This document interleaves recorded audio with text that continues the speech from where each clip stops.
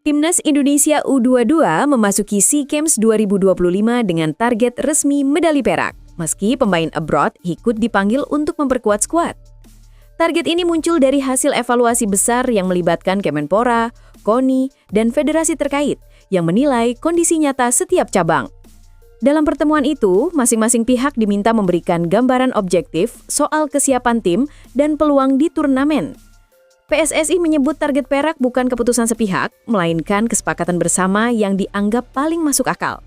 Ketua Umum PSSI, Erick Thohir, menjelaskan bahwa untuk cabang beregu seperti sepak bola, target tersebut dinilai strategis melihat ketatnya persaingan. Faktor kondisi tim lawan juga jadi pertimbangan penting, termasuk bagaimana mempertahankan gelar dari edisi sebelumnya yang tidak mudah. Meski begitu, upaya memperkuat tim tetap dilakukan dengan memanggil para pemain yang berkarir di luar negeri. Kehadiran nama-nama seperti Marcelino Ferdinand diharapkan memberi dorongan kualitas secara nyata di lapangan. Secara internal, pelatih dan pemain masih memegang ambisi meraih emas, termasuk bek Muhammad Ferreri yang menegaskan tekad mempertahankan gelar. SEA Games kali ini digelar di Thailand, negara yang punya kekuatan besar sebagai tuan rumah. Kondisi ini membuat persaingan memperebutkan emas bakal jauh lebih berat. Thailand jelas ingin memanfaatkan kesempatan tampil di kandang untuk kembali ke puncak. Pada akhirnya, target perak menjadi angka minimal yang dinilai realistis berdasarkan evaluasi administrasi dan kondisi persaingan. Namun dengan komposisi pemain yang semakin solid dan semangat juara yang tetap terjaga, Timnas Indonesia tetap membidik kemungkinan terbaik. Ambisi mempertahankan gelar tetap hidup, meski label target resminya tidak seagresif harapan publik. Timnas Indonesia U22 dipastikan kehilangan salah satu pemain andalannya untuk SEA Games 2025. Marcelino Ferdinand batal ikut berangkat ke Thailand setelah mengalami cedera hamstring. Kabar ini disampaikan langsung oleh Ketua Badan Tim Nasional Sumarji yang memastikan kondisi sang gelandang belum memungkinkan untuk tampil. Absennya Marcelino membuat pelatih Indra Syafri harus bergerak cepat menyiapkan opsi baru. Ia memastikan akan memanggil satu pemain pengganti agar komposisi tim tetap seimbang sebelum berangkat ke Thailand. Meski belum diungkap kapan cedera itu terjadi, pihak tim menilai resiko memaksakan Marcelino terlalu besar. Situasi ini tentu menjadi pukulan bagi skuad Garuda Muda, mengingat Marcelino dikenal punya peran penting dalam transisi permainan. Namun, tim pelatih menegaskan bahwa fokus utama tetap pada kesiapan pemain yang ada dan menjaga kondisi tim tetap stabil. Pengganti Marcelino diproyeksikan segera diumumkan setelah evaluasi internal selesai. SEA Games 2025 sendiri menjadi ajang penting bagi Indonesia untuk menegaskan kekuatan generasi mudanya.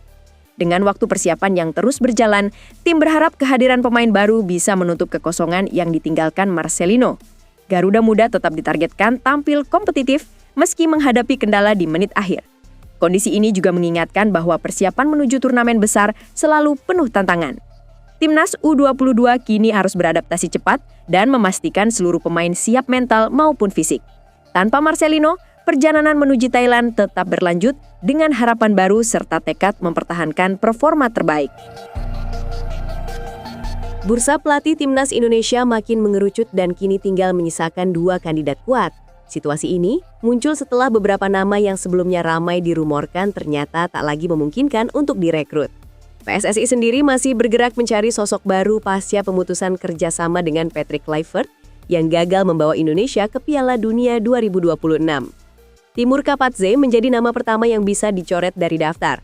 Pelatih asal Uzbekistan itu resmi menerima pekerjaan baru sebagai pelatih Navbahor PFK, meski sempat mengunjungi Indonesia dan memanaskan rumor penunjukan dirinya. Kapadze sebelumnya dianggap favorit karena rekam jejaknya yang sukses membawa Uzbekistan lolos ke putaran final Piala Dunia 2026. Selain Kapadze, Heimir Hallgrímsson juga keluar dari persaingan.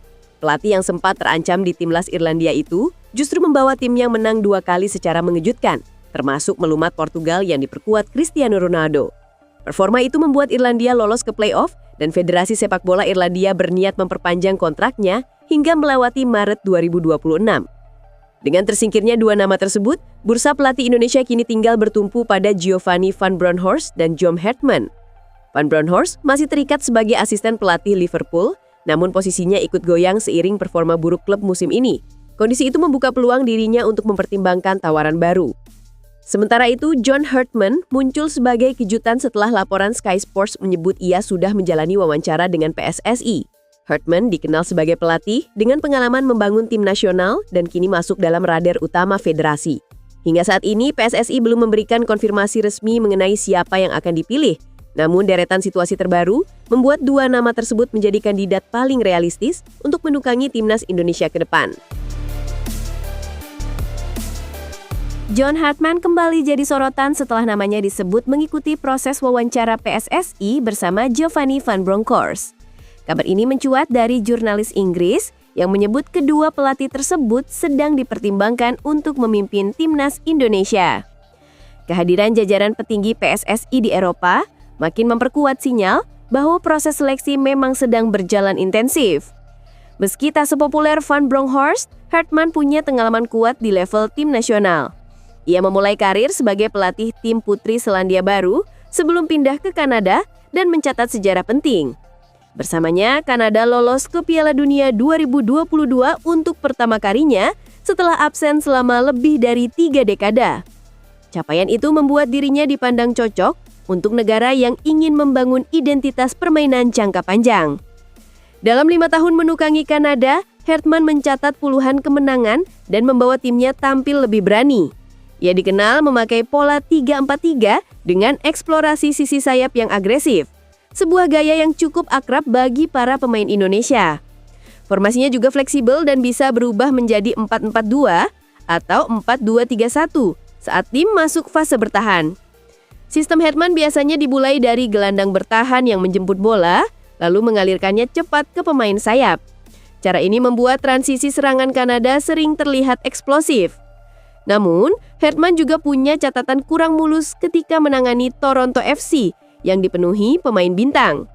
Beberapa kali ia disebut kesulitan menjaga kestabilan ruang ganti dan performa tim pun naik turun. Meski begitu, rekam jejaknya memoles pemain muda dan membangun karakter tim nasional membuat Hartman tetap masuk daftar kandidat kuat untuk skuad Garuda. Pengalaman internasionalnya dianggap selaras dengan kebutuhan Indonesia yang sedang mencari arah baru setelah pergantian pelatih. Jika rumor ini berlanjut, Hartman bisa jadi salah satu opsi paling realistis untuk membawa Indonesia berkembang lebih stabil. 3 pemain timnas Indonesia dikabarkan akan berpisah dari klub mereka masing-masing menjelang bergulirnya Piala Dunia 2026. Situasi ini muncul di tengah kekecewaan publik setelah Indonesia gagal melaju ke putaran final dan harus menghentikan langkah di babak keempat kualifikasi. Meski pahit, fokus kini bergeser pada masa depan para pemain abroad yang kontraknya mulai mendekati akhir. Ivar Jenner menjadi nama pertama yang masa depannya mulai dipertanyakan. Sang gelandang masih tampil cukup reguler di Jong FC Utrecht dan sempat mencetak 1 gol musim ini. Namun, kontraknya berakhir pada Juni 2026 tanpa tanda-tanda perpanjangan. Jika klub tidak bergerak cepat, Ivar harus mencari rumah baru agar karirnya di Eropa tetap terjaga. Joy Pelupesi juga berada dalam situasi serupa. Gelandang berpengalaman itu masih jadi andalan Lommel SK dan sudah mencatat 2 gol musim ini. Kontraknya pun sama-sama selesai pada Juni 2026 dan rumor kepindahannya mulai beredar. Ia bahkan disebut berpeluang kembali ke Indonesia dan memperkuat Persib Bandung musim depan. Sementara itu, Shane Patinama menghadapi tantangan berbeda bersama Buriram United. Cedera yang berulang membuatnya absen di beberapa laga penting meski performanya tetap solid ketika dalam kondisi fit. Ia menutup musim dengan 9 penampilan dan 3 assist, namun kontraknya yang segera habis membuat posisinya cukup riskan. Shane harus menunjukkan konsistensi agar tetap dipertahankan atau siap membuka lembaran baru sebelum pertengahan 2026. Dengan banyaknya ketidakpastian, para pemain ini kini berada di persimpangan menjelang tahun besar bagi sepak bola dunia. Mereka harus memastikan masa depan klubnya agar tetap berada dalam kondisi terbaik saat menjalani agenda timnas Indonesia ke depan. Momen ini bisa jadi titik balik penting menjelang perjalanan panjang menuju kompetisi internasional berikutnya. Nama Sintayong kembali jadi pusat perhatian setelah seorang pemain Ulsan HD mengaku mengalami tindakan tidak menyenangkan darinya.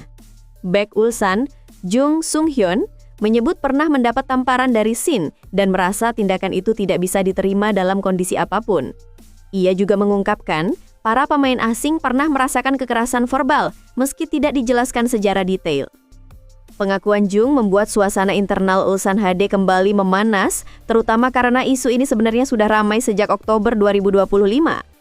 Jung menegaskan bahwa klub akan menyelesaikan masalah ini secara jelas dan ia berharap semuanya bisa diungkap dengan akurat. Ia mengaku tidak nyaman dengan situasi tersebut, meski menegaskan bahwa yang menentukan apakah sesuatu itu kekerasan adalah perasaan orang yang menerimanya. Shin Tae-yong akhirnya buka suara saat hadir dalam acara K-League Awards di Seoul. Ia membantah seluruh tuduhan kekerasan fisik maupun verbal kepada pemain. Mantan pelatih timnas Indonesia itu juga menepis isu sebelumnya tentang perseteruan dengan pemain senior di Ulsan.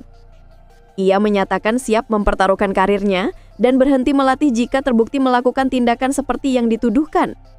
Meski menolak tuduhan itu, Shin tetap meminta maaf apabila Jung merasa perlakuannya termasuk kekerasan. Baginya, hal terpenting adalah bagaimana pemain merasakan situasinya, bukan sekedar niat di balik tindakan tersebut. Pernyataan ini sekaligus mencoba meredakan ketegangan yang sudah berlangsung cukup lama. Di tengah ramainya isu ini di media Korea Selatan, muncul kabar bahwa Shin Tae-yong justru dijadwalkan datang ke Indonesia. Informasi tersebut diungkapkan oleh mantan penerjemahnya di Timnas Indonesia, JJ, melalui unggahan di Instagram. Ia menyebut Shin akan tiba di Jakarta pada 3 Desember malam, meski tujuan kedatangannya belum dijelaskan. Situasi panas di Ulsan HD masih terus berkembang dan publik menunggu bagaimana klub serta pihak terkait akan menuntaskan persoalan ini. Sementara itu, langkah Shin menuju Indonesia menambah tanda tanya baru di tengah kisruh yang belum mereda.